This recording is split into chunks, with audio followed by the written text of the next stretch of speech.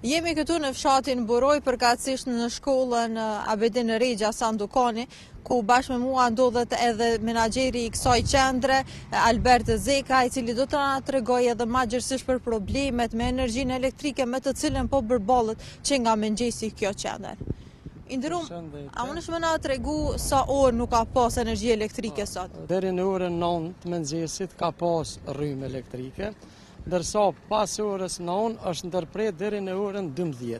Ka pas ankesa nga gjithë punonjësit cilët janë sot këtu personalisht, cilët për shembull unë kam për shembull kryesisht cilën alternativë, a ka alternativë tjetër për ngrohje, mirë po ne përveç energjisë elektrike tjetër alternativë për ngrohje në këtë shkollë s'kemi. E kena pa që ka ardhur dhe ekipi i Kecit, ç'a ju ka thonë? Sa ka mujt më premtu që gjatë ditës mundet me pas rrymë? Pikërisht para 10 minutave, pra këtu në shkollë, erdhë një ekip i Kecit, i cili na siguroi se nuk do të ketë më ndërprerje të energjisë elektrike.